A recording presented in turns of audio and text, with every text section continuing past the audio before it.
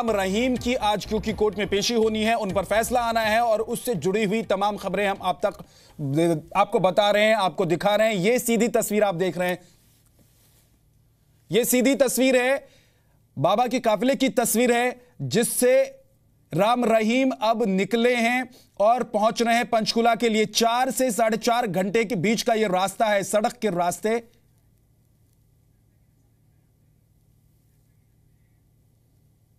सिरसा से निकलने की ये तस्वीरें हैं, जहां से पंचकुला के लिए वो निकले और 4 से 4.5 घंटे के बीच का ये रास्ता है पंचकुला तक का।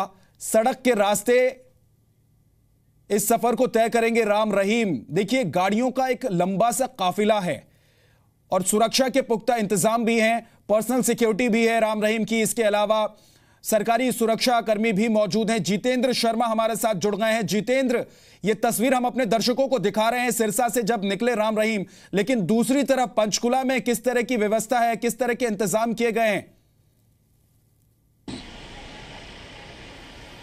देखिए, यहाँ पर सिक्योरिटी काफ़ी कड़ी की गई है और आप देखें तो आप यहाँ से अगर आप पीछे देखें तो यहाँ पर जो पैरामिलिट्री फोर्स है उनको तैनात कर दिया गया है। लगातार यहाँ से मूवमेंट हो रही है। ये रास्ता है जो कि सीधे कोर्ट की तरफ जाता है। हालांकि इसका जो दूसरा रास्ता है वो सीधे शिमला जो चंडीगढ़ हाईवे है वहाँ से निकलता है और वहाँ से भी सीधा रास्ता कोर्ट की तरफ जाता है। माना ये जा रहा है कि जब संत गुरमीत राम रहीम आएंगे तो उसी रास्ते से होते हुए सीधे कोर्ट कॉम्प्लेक्स की तरफ आएंगे। लेकिन जो पैरामिलिट्री फोर्सेज हैं या आर्मी है या जो हरियाणा पुलिस है वो लगातार यहाँ से मूवमेंट कर रही है। और इसके अलावा जो पंचकुला शहर के अंदर उनकी लगातार मूवमेंट जारी है। जहाँ जहाँ डेरा समर्थक बैठे हुए हैं वहाँ पर पहले से ही डिप्लॉयमेंट कर दिया गया है और माउंटेड पुलिस भी यहाँ पर तैनात कर दी गई है ताकि किसी भी तरीके से जो लॉ एंड ऑर्डर सिचुएशन है वो बरकरार रखी जाए।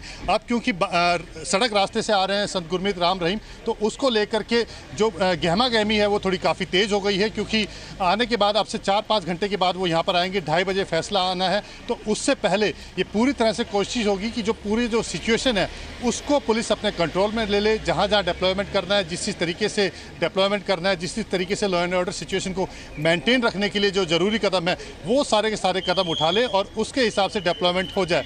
कोशिश ये है कि यहाँ पर किसी को भी ना आने जाने दिया जाए।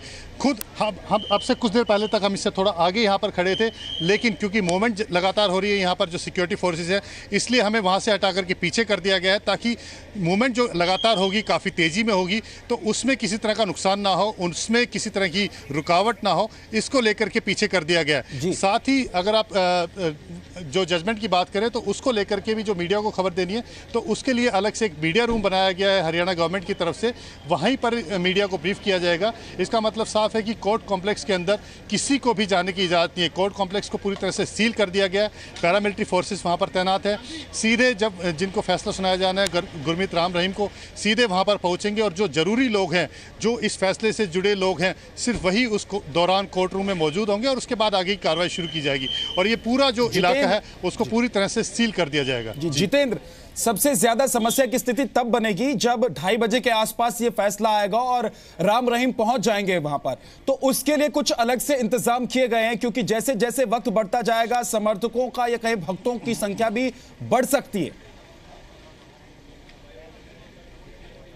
देखिए विद्या, इसके लिए लगातार कोशिश की जा रही है। कल पंजाब हरियाणा हाईकोर्ट ने भी डायरेक्शन दी थी कि जो लोग यहाँ पर मौजूद हैं, डेरा समर्थक हैं, उनको यहाँ से निकालने के लिए कहा जाए। हालांकि उनको ज़बरदस्ती निकालने के आदेश नहीं दिए गए थे, लेकिन पीसफुली उनको कहा गया था और साथ ही गुरमीत राम रहीम के वकील को भी कहा गया था कि उनकी तरफ से भी एक अपील है कि जो ये लोग यहाँ पर बैठे हुए हैं वो छोड़ करके चले जाए। हालांकि अभी तक कोई यहाँ से गया नहीं है, लगातार अपील भी की गई है, प्रशासन ने भी कल रात को अपील की गई थी।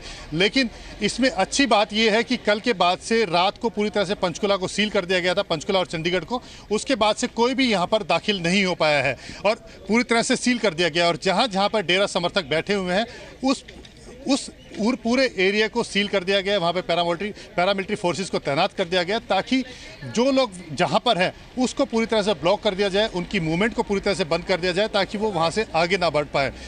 तो इससे एक फ़ायदा ये होगा कि जो लॉ एंड ऑर्डर सिचुएशन है उसको मेंटेन रखने में जो एडमिनिस्ट्रेशन है उसको थोड़ी आसानी रहेगी, क्योंकि उनको ब्लॉक कर दिया जाएगा और उसके बाद वो खराब ना हो, यही कोशिश लगातार प्रशासन की तरफ से। जितेंद्र, आप बने रहिए।